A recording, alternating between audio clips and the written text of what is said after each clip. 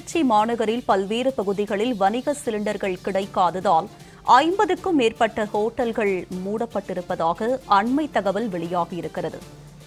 இது பற்றிய கூடுதல் விவரங்களுடன் இணைகிறார் எமது திருச்சி செய்தியாளர் இளவரசன். அவரிடம் விவரங்களை கேட்டு பெறலாம்.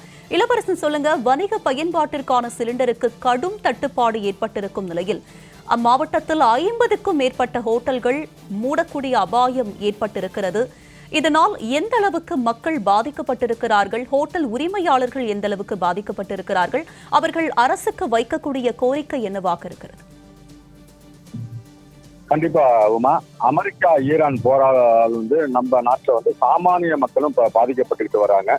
அதன் ஒரு பகுதியாக தான் திருச்சியில வணிக நிறுவனங்களுக்கான கேஸ் சிலிண்டர் தட்டுப்பாடு 2 நாட்களாக இருந்துகிட்டு இருந்தது.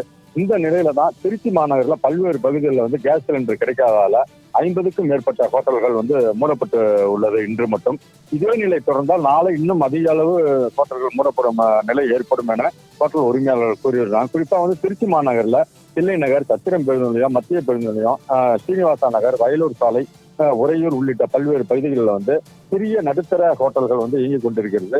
இதற்கான சிலிண்டர்கள் தட்டுப்பாடு ஏற்பட்டுள்ளதால் சிலிண்டர் கிடைக்காதனால ஹோட்டல் உரிமையாளர்கள் தற்பொழுது கடையை மூடியுள்ளனர். இதனால் ஒரு புறம் உணவு, அந்த பகுதியில் இருக்கிற வாடிக்கையாளருக்கு உணவு கிடைக்காமல் அவதிப்படுவர் ஒரு புறம், இன்னொரு புறம் ஹோட்டல்ல பணியாற்றும் ஊழியர்களுக்கு சம்பளம் கிடைக்காம அவர்களும் அவதிப்படுறாங்க.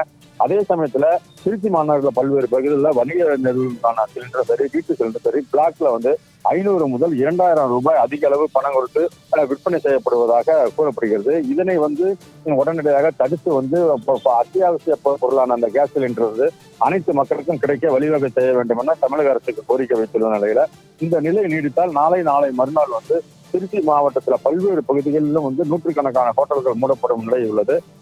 தமிழகத்தின் மத்திய பகுதியான திருச்சி மாநகரில் பல்வேறு பகுதிகளில் சுற்றுலா தலங்கள் மற்றும் பல்வேறு பணி நிமித்தமாக வரும் நிலையில இந்த ஹோட்டல்கள் வணிக நிறுவனங்கள் சிலிண்டர் தட்டுப்பாட்டால் ஹோட்டல்கள் மூடப்பட்டால் மிகப்பெரிய ஒரு உணவு தட்டுப்பாடு ஏற்படும் அபாயம் ஏற்பட்டுள்ளது. இதனால் மத்திய மாநில அரசுகள் இந்த சிலிண்டர் தட்டுப்பாட்டை எண்ணிக்க நடவடிக்கை எடுக்க வேண்டும் என்பதுதான் இப்போது திருச்சி மாநகர மக்களின் கோரிக்கையாக உள்ளது.